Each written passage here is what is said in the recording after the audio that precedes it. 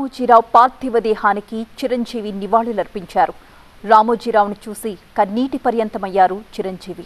రామోజీరావు మరణం తెలుగు రాష్ట్రాలకు తీరని లోటని, తెలుగు జాతి ఒక పెద్దను కోల్పోయిందని ఆయనతో ఉన్న అనుబంధాన్ని గుర్తు చేసుకున్నారు మెగాస్టార్.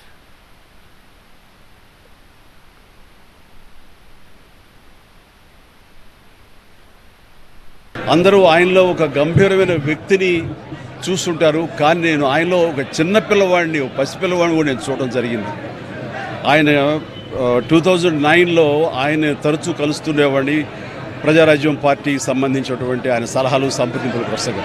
ఆ సమయంలో భోజనం అయిన తర్వాత నేను ఆయన ఒక పెన్ను, ఒక కార్టియర్ పెన్ను నేను ఆయనకి గిఫ్ట్గా ఇవ్వడం జరిగింది. ఎందుకంటే ఆయన పెన్నులు కలెక్ట్ చేస్తారు, ఆయన హాబీగా ఉంది అని తెలిసినప్పుడు ఆయనకు ఆ పెన్ను ఇచ్చినప్పుడు సుతారంగా వద్దు అంటారేమో అనుకున్నాను, కానీ చాలా ఆప్యాయంగా తీసుకుంటూ చిన్నపిల్లవాళ్ళగా ఆ పెన్ను చూసుకుంటూ. వారికోస్ వెయిన్స్ వ్యాధికి కేవలం 30 నిమిషాల్లో చికిత్స. కాల్ చేయండి 9989527715.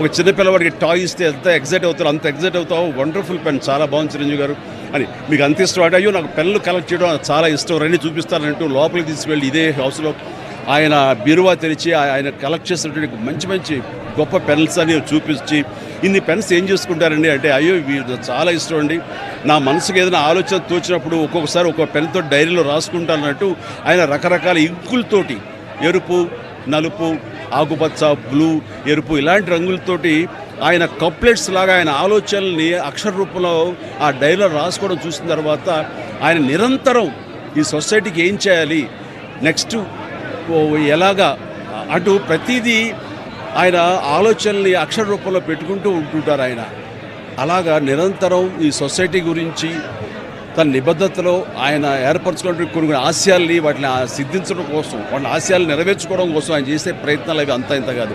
ఆ రకంగా ఆయనలో ఆ రోజున అంత అబ్బురపడిపోయినటువంటి ఆ చిన్న పసి బాలును కూడా నేను చూడగలిగాను. ఇట్లా ఈ రోజున ఆయన లేరు మనకు అన్నది ఒక తీరని లోటు. ఇది ఆయనకి, ఆయన కుటుంబానికే కాదు, యావత్ తెలుగు జాతికే ఒక పెద్దని కోల్పోయారు, గొప్ప వ్యక్తిని కోల్పోయారు, ఒక మహాశక్తిని కోల్పోయాం మనందరం. ఈ సందర్భంగా ఆయన ఎక్కడున్నా సరే ఆ స్వర్గంలో ఉంటారు, మన దరిదాపులోనే ఉంటారు, మన దగ్గరే ఉంటారు, మనకు తోడుగా ఉంటారు. ఆయన ఆత్మకు శాంతి చేకూరాలని వాళ్ళ కుటుంబ సభ్యులకి, వారి సిబ్బందికి, వాళ్ళ అనుయాయులకి, ప్రతి ఒక్కరికి నా యొక్క ప్రగాఢ సానుభూతిని తెలియజేస్తున్నాను.